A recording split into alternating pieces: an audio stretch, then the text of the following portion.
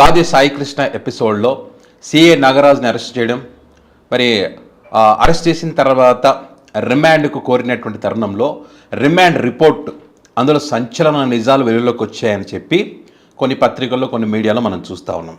అయితే కూటమి కూలిపోయేటువంటి నిజాలను వైఎస్ఆర్ కాంగ్రెస్ పార్టీ బయటపెట్టింది. ఇక్కడ రిమాండ్ రిపోర్ట్లో లేనివి ఎందుకు అందులో మెన్షన్ చేయలేదు, విచారణ చేసినటువంటి సిట్ బృందం అని చెప్పి కొన్ని ప్రశ్నలు లేవనెత్తింది. ఏమిటి ఆ ప్రశ్నలు అనేది మీ దృష్టికి తీసుకొచ్చే ప్రయత్నం ఇక్కడ చూడండి. ఫస్ట్ అయితే మే 6 ఎవరైతే మార్కాపురంలో ఈ సాయికృష్ణ టాస్క్ ఫోర్స్ సిబ్బంది తీసుకురావడమో అప్పటి నుంచి అంటే ఏ డేట్కి తెచ్చారు, ఏం చేస్తారు, ఏంటనే కొన్ని విషయాలను ఇక్కడ ప్రస్తావించారు. ఇక్కడ సీసీ ఫుటేజ్ని ఆ డీవీఆర్లో లేకుండా చేశారంట. ఇక్కడ ఒకరోజు 2 రోజుల్లో తీసేస్తే డౌట్ వస్తుందని చెప్పి దగ్గర 10 నెలలకు సంబంధించిన సీసీ ఫుటేజ్ని తీసివేయడం జరిగిందంట.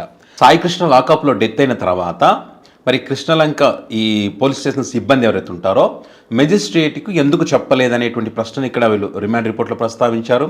తల్లిని అసభ్యకరంగా తిట్టాడు, చనిపోయాడు నీ కొడుకని కూడా అక్కడ చెప్పడం జరిగిందని ఒకటి ఇక్కడ మెన్షన్ చేశారు.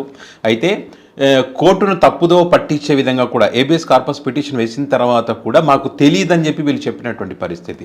అంటే ఇవన్నీ చూసిన తర్వాత ఒక పథకం ప్రకారం ఇదంతా జరిగిందనేటువంటి విషయాలు కూడా ఇక్కడ మాకు అనుమానాలు ఉన్నాయని అనే విషయాన్ని కూడా ఇక్కడ వీళ్ళు దృష్టికి తీసుకొచ్చారు. 3rd డిగ్రీ జరిగినట్టుగా కూడా వీళ్ళు ఇది చేశారు.